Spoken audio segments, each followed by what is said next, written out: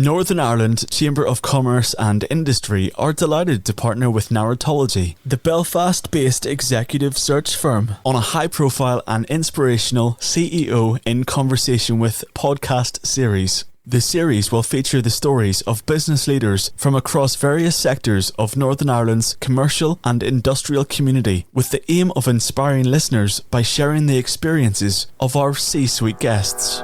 Hello and a very warm welcome to another episode of Northern Ireland Chamber's podcast series In Conversation With, presented by me, Mark Devenport. This podcast series attempts to get under the skins of some of our local business leaders, and it's brought to you by the Chamber in partnership with the executive search firm Narratology.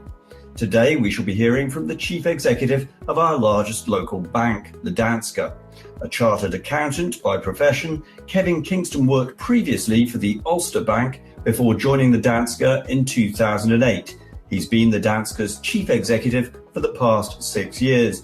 Kevin, you're very welcome to In Conversation With. In a moment, we'll go back in time to your upbringing and how you got into this business, but I think it would be remiss of me at the outset not to take on board an announcement from Danske confirming that you are stepping down as CEO. Maybe we'll get into the detail of that later, but just to begin with, can I start by asking, has this been something you've been thinking about for a while? Well, Mark, yes, we've just announced that I am retiring and very pleased to say that the next chief executive of the bank will be Vicky Davies. I have been thinking about it for a while. You know, I've been chief executive of Danske for 6 years at this stage. That's a fairly long time for a banking chief executive. And, you know, we've seen quite a few things over those years. I think it was time for a change, time to hand over the reins. We'll maybe probe what the future will bring later on in the podcast, but let's go back to the start. You actually were you, and brought up in Nigeria? Is that the case? Yeah, well, home is very much Northern Ireland, but it did probably take me a few years to get here. I think I lived in 5 homes before I was 10 years old. So we did move around a fair bit. The family connection back to Nigeria goes back to 1920s, would you believe? My grandfather went out there as a missionary in the early 1920s. He was a Methodist clergyman. And in those days, when you went out to Nigeria or you went out to Africa, you really weren't expected to come back. But he did. He had a very long life out there, 40 years in Nigeria, most of the time translating the local language and setting it down for a biblical translation then in due course. And then my father and his new wife went out there in the 1960s. Again, my father's a Methodist clergyman, and my sister and I were born out there. There was a civil war in the late 1960s called the Biafran Civil War, and my mother and my sister and I then had to come back at fairly short notice for obvious reasons. My father stayed out there to continue his work, or to conclude that work. And in the meantime, my mother and my sister and I lived in a little house off the Cave Hill Road. Do you have any recollections of Nigeria and the Civil War? What age were you when you came back? Oh, I was very young, Mark. I have some great stories. My father talks about that period.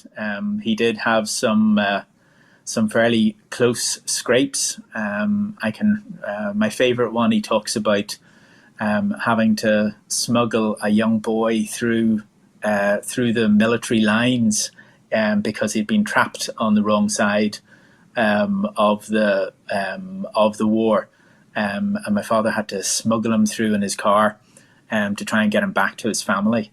So it was a dangerous enough time for the family, but very grateful that he came through it unscathed. And as you say, you think of Northern Ireland as home, but you spent your teenage years in Dublin. Yes. So the Methodist Church has the concept of an itinerant ministry, which means that the clergy do move around a fair bit. So I have primary school here in Belfast, up in Glenburn. He was stationed in Glenburn Methodist. And then we moved at very short notice to Dublin when I was 9 years old. And he was stationed in a church right in the city centre of Dublin, which was, I suppose, the main social work arm of the Methodist Church in the city centre at that time. And those were really formative years for me. I had some great learnings, some great experiences. He was working and leading a team who helped folks with mental health issues, with drug and alcohol addiction issues. And I suppose I had my teenage years getting to know some of those life stories. And to be honest, Mark, I wish every teenager could hear some of those stories. It certainly had a huge impact on my values and my outlook on life. Now, you didn't follow your father and your grandfather, and I think your sister as well, into the Methodist Church. Instead, you went for a career in accountancy. How come? I'm the black sheep of the family, Mark.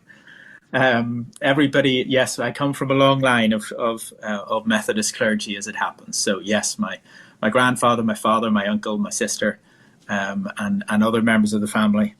But no, I did go a different direction. I had studied science right throughout school, not business, as it happens. But my wife always says that I have the attention span of a 3-year-old.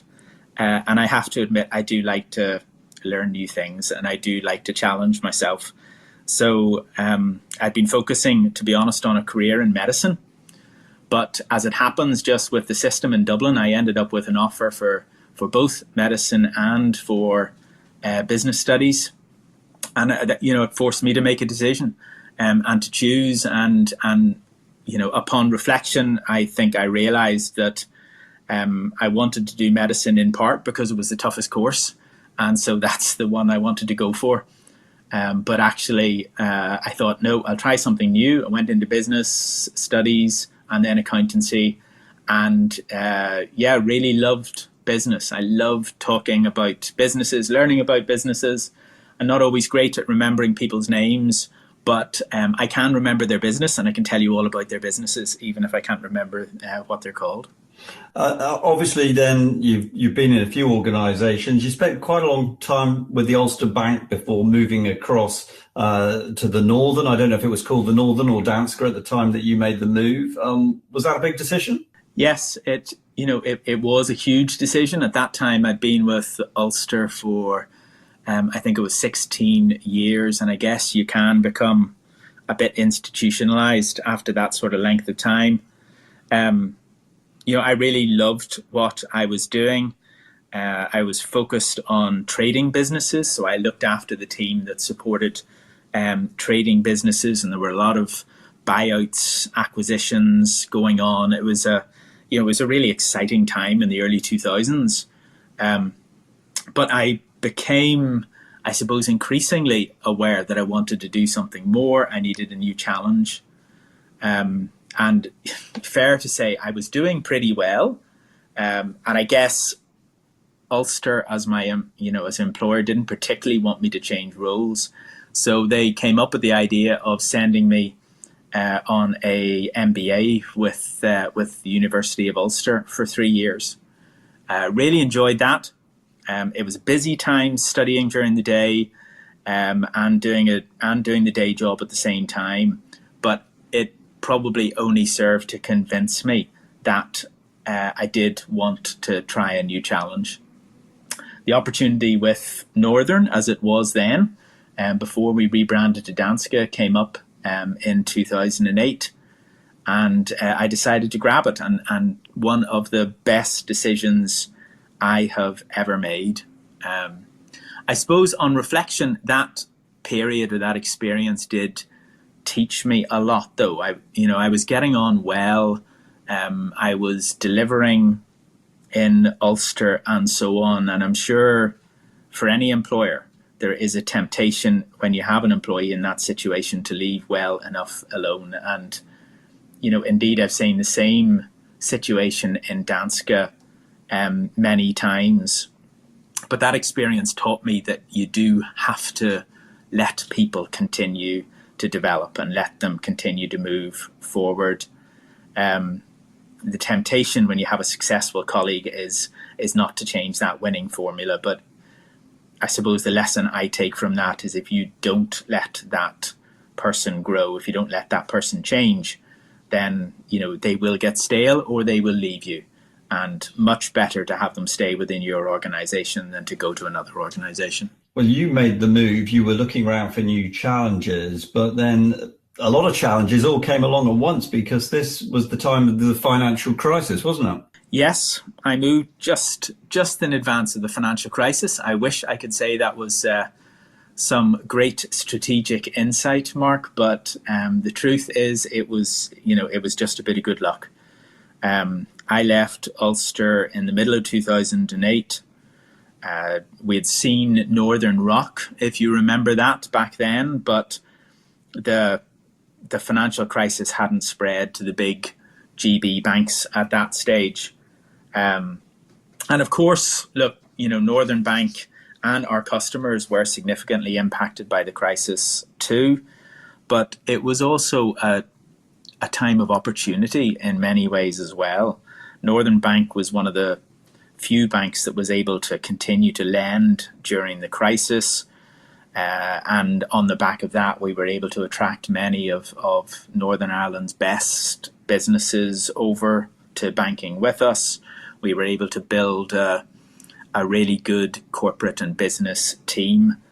And that was, again, that was a huge lesson for me, the opportunities that a crisis can bring and the importance of planning for a potential crisis before it happens.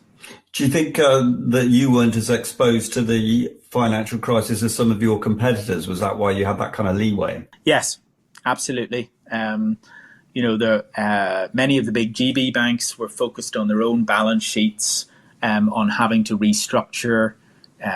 Banking capital at that time was a very scarce resource.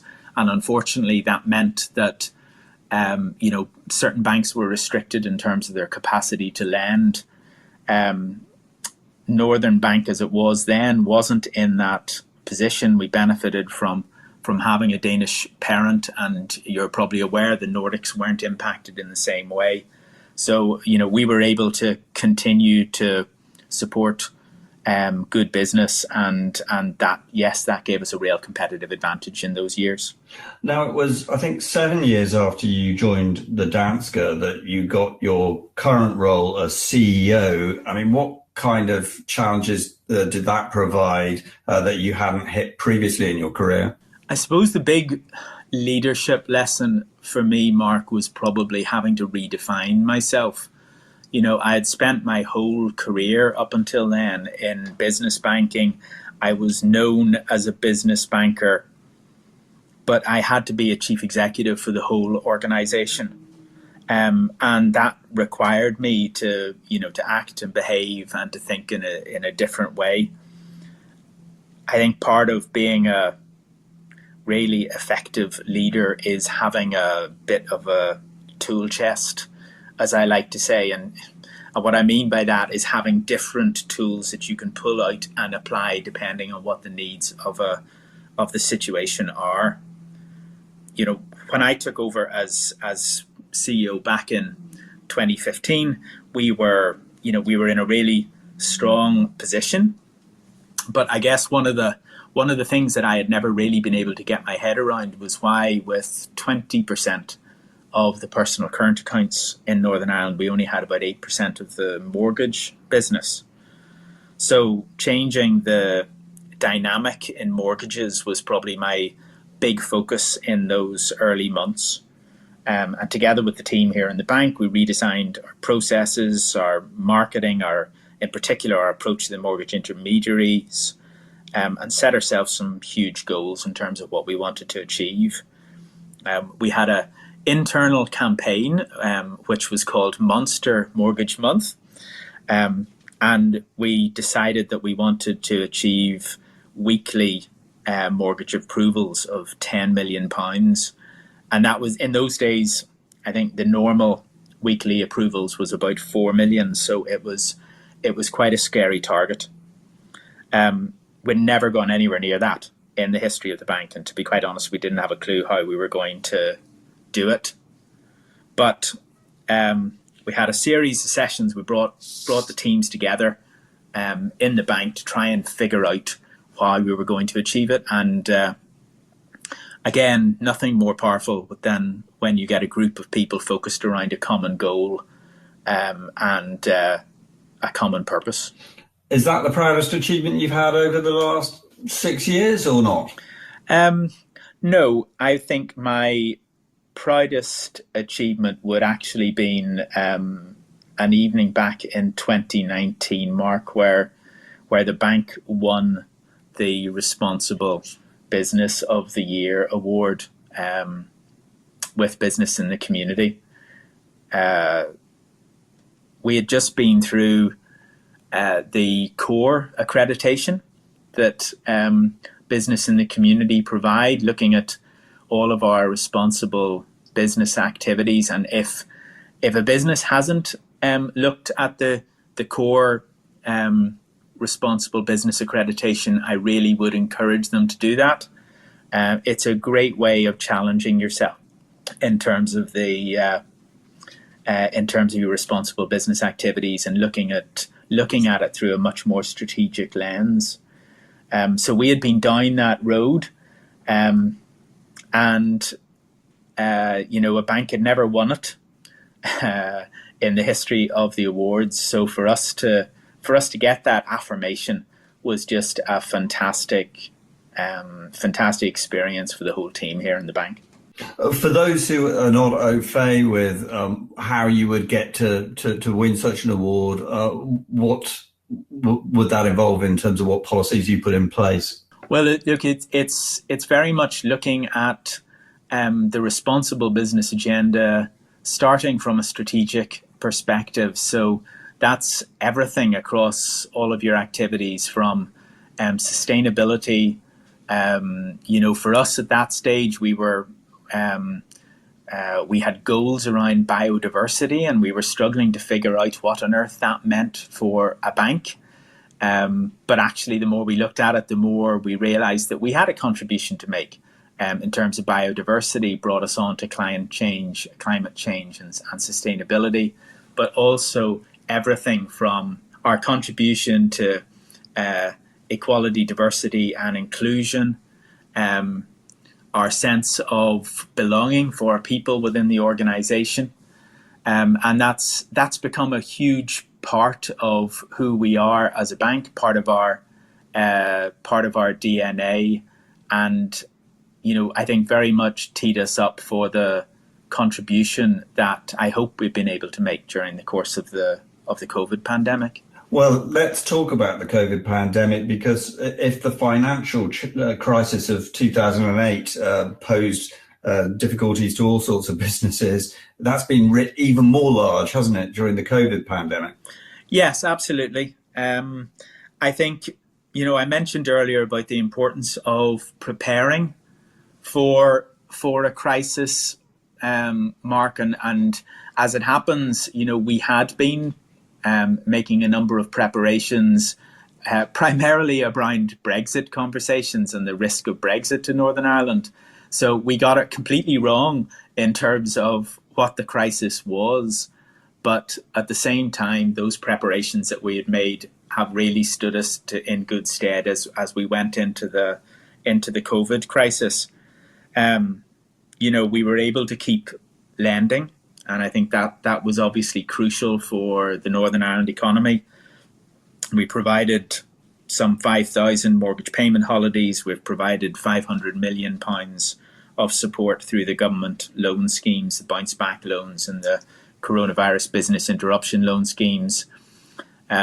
We had planned in terms of being able to mobilise our teams to support customers in distress and vulnerable customers, and at the same time learning to to work from home and making those essential adaptations in terms of keeping our people safe. We took a decision very early on in the crisis that we wanted to try and be a force for good. And I know that might sound incredibly optimistic or arrogant for a bank, but we did want to make a contribution to Northern Ireland in the midst of that crisis. And I have to say, I am so proud of what my colleagues have done over the past year. We have sought to support customers, to support communities right across Northern Ireland. One of my colleagues came up with the concept of a check-in and chat service, check-in and chat calls, where we've been reaching out to elderly customers, not to talk about banking, but just to check they're all right. And we've made hundreds of referrals to HNI over that year. And some lovely stories about individual contribution that my colleagues have made. One of the team received the British Empire Medal Award, where she had spotted some unusual transactions on an elderly customer's account, and she did some digging, and she did not let go and kept digging, and it turned out that sadly it was a case of elder abuse, which is something we have seen a bit more of, sadly, during the crisis. She was able not just to call in the appropriate authorities, but then she went further and took an interest in that individual, organised a collection and support for them, and helped them come out of that situation. And those sort of stories, there are so many of them over the course of the past year, but something that gives me a huge sense of pride. Because sadly, at a time when people have been isolated, we've seen a profusion of things like banking scams, haven't we? And people taking advantage of people in that situation. Yes, some sad stories, Mark. There, the increase in terms of scams. We've seen the fraudsters taking opportunity of people being isolated, of people's fears. We have seen, sadly, an increase in things like elder abuse as well. But we as a bank and the banking industry have a huge contribution to make in that space in terms of helping to keep our customers safe. I think we've made great strides in terms of our own knowledge, understanding, and capability to spot those sort of things. Where I'm not going to say we're perfect by any means, we're certainly not, but it is nice to see the way that an organisation like Danske can make a real and serious contribution to some of those societal challenges. Obviously, the government has had to borrow a lot in order to keep everybody on furlough and keep the loans going. I mean, what is the sort of prospects that you see now for the economy in general, and indeed your bank's future over the course of, say, the next year? Well, yeah, look, I'm an optimist, Mark. I really am. I think when we look at the recovery of the economy, there is a lot to be positive about. Brexit, or at least the fear of no deal Brexit, is behind us. We're coming out the other side of COVID. I think, to be fair to government and to Stormont, they have done a good job in keeping businesses going. The banks themselves have played a very different role in this crisis compared to any previous crisis in terms of the contribution that we can make. Obviously, the success of the vaccination program. So I think there's a lot to be positive about as we look forward. I'm not naive. We are certainly not out of the woods yet. And you refer to the level of legacy debt that is out there, and that is a concern when you look at the level of debt that is still there as a result of things like bounce back loans and so on. That's going to have to be worked through. But on the whole, we are in a much better position than I would have predicted we were going to be in a year ago. And I probably see more opportunities than challenges now as I look forward. You've had 30 years in banking. I mean, customers will have seen a lot of changes in that time, be it the rise in digital banking, closure of branches, the fact that these days we're not using money to the same extent. What stands out for you? Yeah, so many things, Mark. When you look back over 30 years, when I started out in my career, there were still paper ledgers out there. That makes me sound terribly old.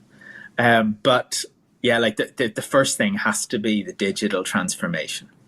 It is arguable that we as a bank are now more of an IT business than a bank.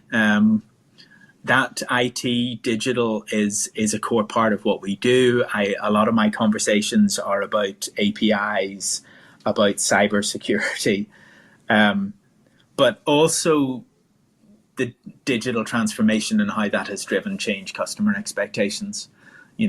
We all expect delivery of services in a simple, convenient, and immediate way, and the banks need to respond to that too. I think people have changed. If I think back to those early years of my career, you had intimidating male bank managers who maybe disappeared on a Friday for lunch and didn't come back. Now, I'm proud to say that we have more female senior managers in Danske than we do have male senior managers. And as we've already said, proud that the next CEO of this bank will be a woman. The whole conversation around sustainability and climate change has been transformational in recent years.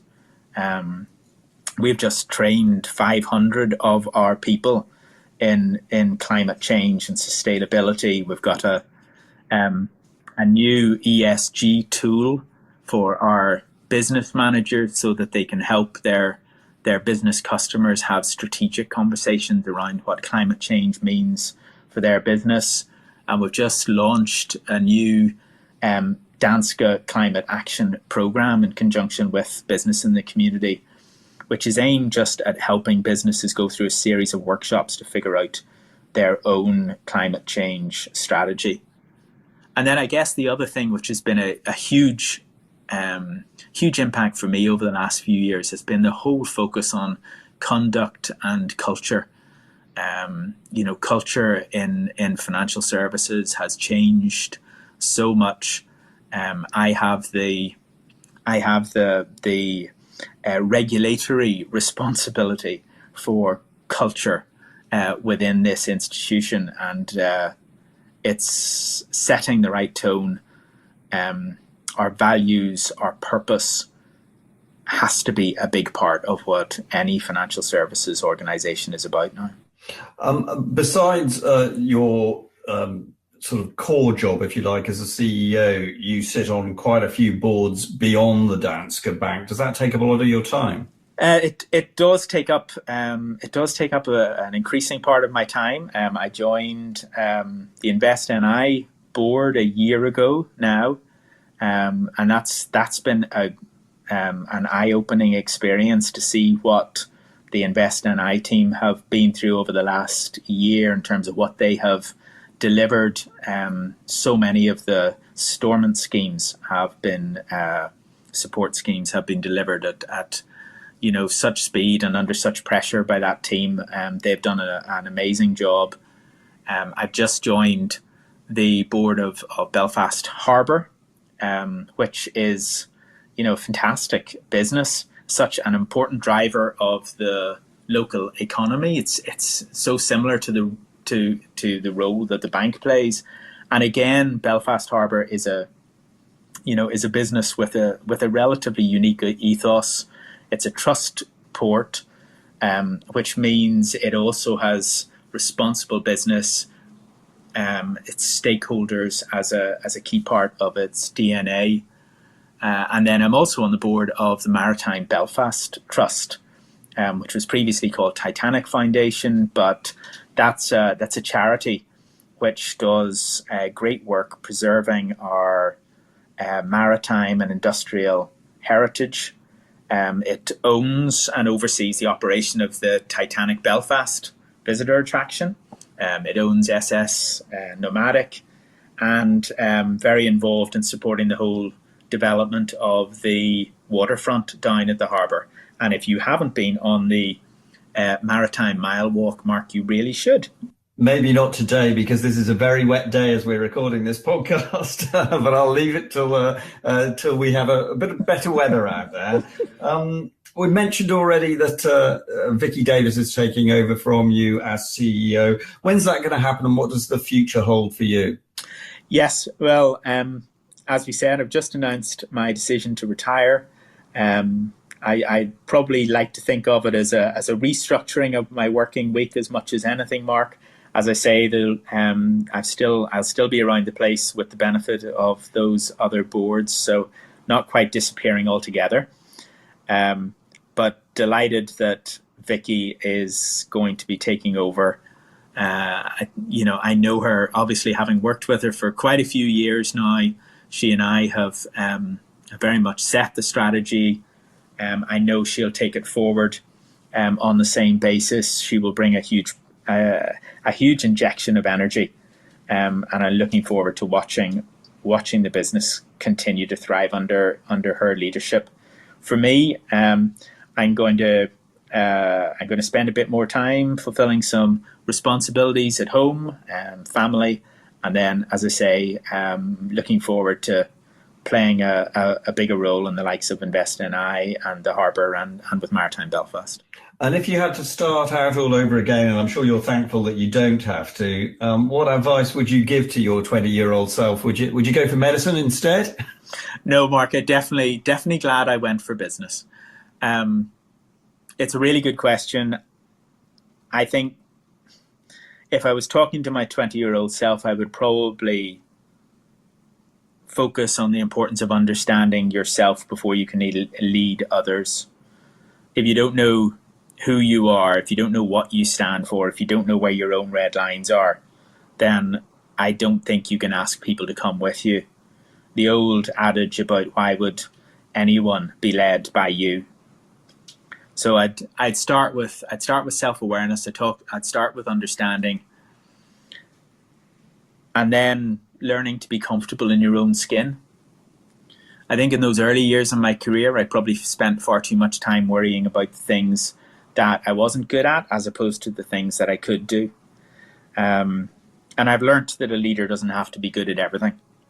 My job is to put together a great team of people around me and to create the opportunity for those people to succeed and thrive. If anything, I try to clear a few obstacles out of the way and let them get on with it. And that's so much of what leadership's about. Thanks very much, Kevin, for chatting with us today. I hope everyone listening enjoys our conversation as much as I did. As I mentioned at the start, this podcast series is brought to you by the Northern Ireland Chamber in partnership with the executive search firm Narratology. So if you're looking for that next step up in your career to C-suite level, why not get in touch with Ruth by checking out narratologyexec.com. That's narratologyexec.com. But for now, from all of us here, goodbye.